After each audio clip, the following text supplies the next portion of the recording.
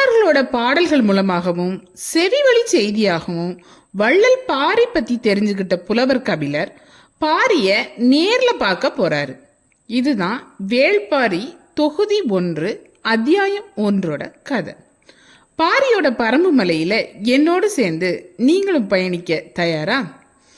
துவக்க காட்சியில மிக வேகமா பாய்ஞ்சு போய்கிட்டு இருக்கு குதிரைங்க. தேர ஓட்டுற ஆதன் குதிரையோட கடிவாளத்தை சுண்டி வேகத்தை மேலும் கூட்டுறான். அதிகாலையிலேயே இவங்க கிளம்பிட்டாங்க. அருக நாட்டை ஆண்டுகிட்டு இருக்கிற சிறுகுடி மன்னன் செம்பன் அவரோட பேரு. அந்த தென் திசை மாளிகை தான் அது. நேற்றிரவு அந்த தென் திசை மாளிகையில தான் தங்கியிருந்தாங்க. அது வரைக்கும் தேரை ஓட்டிட்டு வந்தவன் பேர் நாகு. இனிமேல் இந்த காட்டு பகுதியில் பயணம் இருக்கிறதுனால காட்டு பாதையை அறிஞ்ச தேரோட்டி வேணும் அப்படின்னு ஆதனை நியமிச்சிருக்காங்க. நாளைக்கு இவன் உங்களை கூட்டிகிட்டு போவான் அப்படின்னு சொல்லிட்டு நாகு அந்த இடத்த விட்டு கிளம்புறாரு. அப்போ ஆதனுக்கு இது யாருன்னு தெரியல. இவர் யாரு அப்படின்னு நாகுட்ட கேட்குறாரு. நான் மன்னர்கிட்ட கேட்டேன், இவரின் அடிமை நான் அப்படின்னு சொன்னார். மன்னரே இவரை அடிமைன்னு நான் இவரோட அடிமைன்னு சொன்னார்னா இவர் எவ்வளோ பெரிய ஆள் அப்படின்னு பார்த்துக்கோ அப்படிங்கிற மாதிரி சொல்கிறாரு. அப்போ ஆதன் கேட்குறான் ஆச்சரியத்தோட, அப்போ இவர் பேர் என்னப்பா அப்படின்னு. இவர் தான் பெரும் புலவர் கபிலர் அப்படின்னு சொல்லிட்டு நாகு கிளம்பிடுறாரு.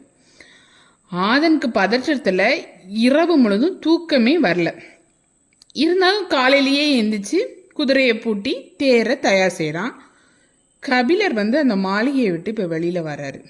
கபிலர் எப்படி இருப்பார் அப்படிங்கிறத நம்ம நூலாசிரியர் சூவே அவர்கள் சொல்கிறாரு. இந்த இடத்துல ஆங்காங்கே நிறைச்சிருக்கிற ஒரு தாடி, அரசர்கள் போல தலைமுடிய உச்சியில் முடிச்சிட்டு ஒரு சிறு கோல் சுருகியிருந்தார். அவர் பேரறிவாளன் அப்படிங்கிறது அவர் கண்ணிலேயே அப்படி மின்னுது அப்படிங்கிறாரு நம்மளுடைய சூவே அவர்கள். அவரை பார்த்ததும் அப்படி பரவசத்தில் ஆதன் நெடுஞ்சாங்களையா அவனோட காலில் விழுந்துடுறான். கபிலர் அப்படி பைய போய் தேரில் புட்டியிருக்க அந்த குதிரையோட கழுத்தை அப்படி தடவி கொடுக்குறாரு. மயிலும் குதிரையும் தன்னோட மொத்த அழகையும் நீண்டு திருப்பும் கழுத்தில் வச்சிருக்கு அப்படின்னு சொல்லிட்டு தேரில் ஏறுறாரு. எவ்வளோ பெரிய ஊமை பார்த்தீங்களா?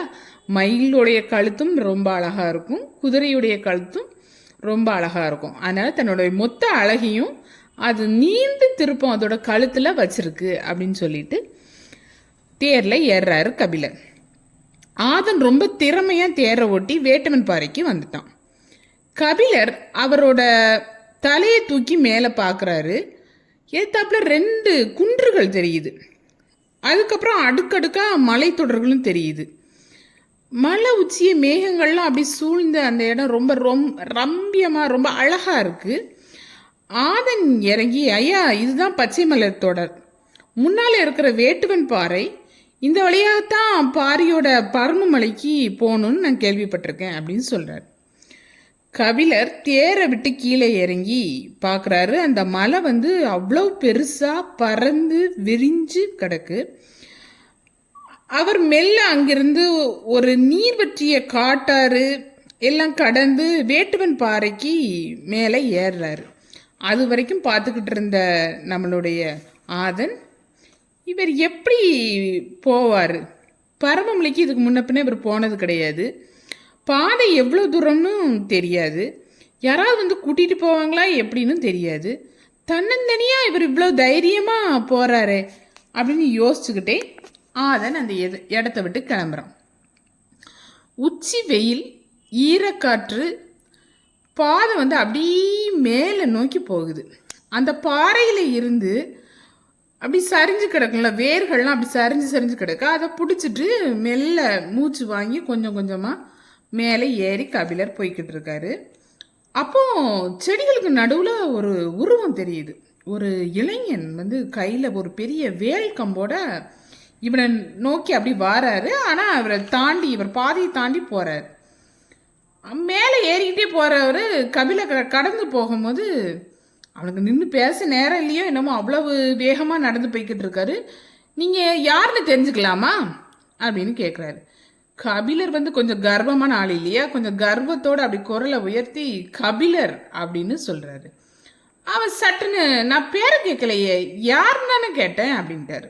கபிலருக்கு ரொம்ப தடுமாற்றம் ஆயிட்டு அவர் இதை எதிர்பார்க்கல. உடனே அவர் நான் புலவன் அப்படின்னு சொல்றாரு.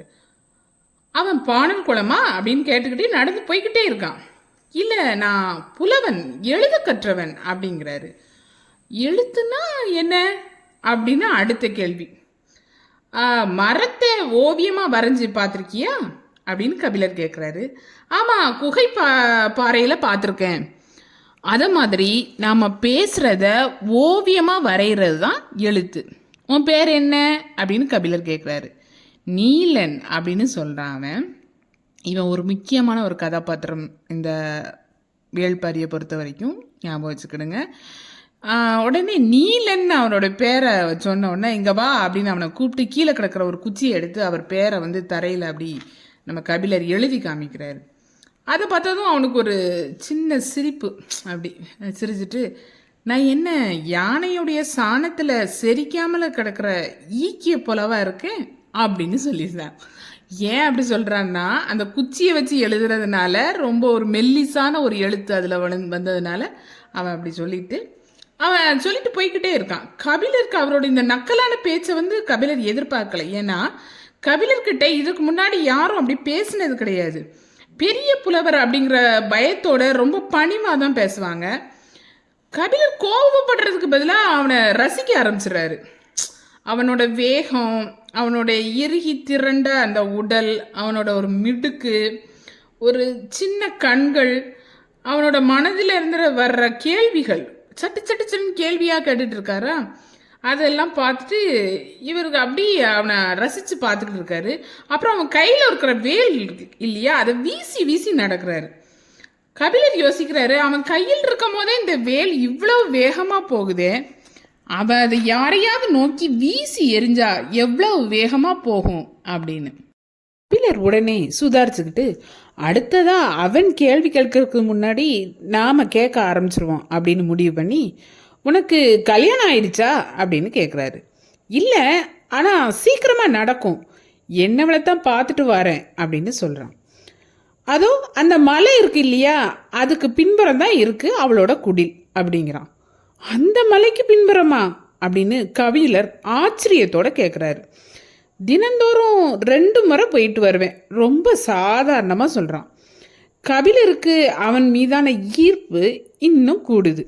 ஒரு ஊஞ்சல் எப்படி 2 இலக்குகளுக்கு நடுவே ஆடுமோ, அது மாதிரி 2 குன்றுகளுக்கு நடுவே ஊஞ்சல் போல ஆடுறான் அப்படிங்கிற மாதிரியான ஒரு சித்திரம் அவனை பற்றி நினைக்கிறாரு. சித்திரம் மாதிரி அவனை பற்றி நினைக்கிறாரு. டக்குன்னு அவன் கேட்குறான், பெண்ணோட இதழ்கள் சுவையேறி இருக்கிறதே எப்படி அப்படின்னு. இப்போ கபிலருக்கு ஒரு சின்ன சிரிப்பு வருது. சரி, அவனோட ஊஞ்சலில் தன்னையும் ஏற்ற பார்க்குறான் அப்படின்னு அவர் நினைக்கிறதுக்கு முன்னாடியே, உங்களுக்கு கல்யாணம் ஆயிடுச்சா அப்படின்னு அவன் கேட்குறான்.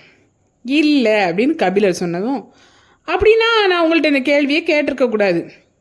கபிலர் உடனே, ஏன் உனக்கும் தான் கல்யாணம் ஆகலை அப்படிங்கிறாரு. உடனே நான் வீரன் அப்படின்னு பதில் வருது. கபிலர் அப்படியே திகைச்சு போயிட்டாரு. எப்போது போர் வரும்னு தெரியாது, பரம்பு நாட்டை சுற்றி எதிரிகள் இருக்காங்க, போரில் நான் சாயும் போது எனது ஈட்டியை பற்றி எனக்கு அடுத்தபடியாக முன்னேற போர்க்களத்துக்கு எனக்கு ஒரு மகன் வேணும். வீரர்களோட வாழ்வு ரொம்ப சின்னது, நிதானமாக வாழ்ந்து எழுத்துக்கள் எல்லாம் படித்து எல்லா நாட்டுக்கும் பயணம் போய் ஒரு காத தூரத்தை 3 நாளிகை கடக்கலாம் எங்களுக்கு நேரம் இல்லை. இப்படி ஒரு தாக்குதலுக்கு பிறகு ஊஞ்சல் அறுபட்டு தான் மட்டும் விழுவது போல உணர்ந்தார் கபிலர். வேள்பாரி பாகம் 1 அத்தியாயம் 1 பகுதி 1 முடிவடைந்தது. அடுத்த பகுதியை அடுத்த காணொளியில் பார்க்கலாம்.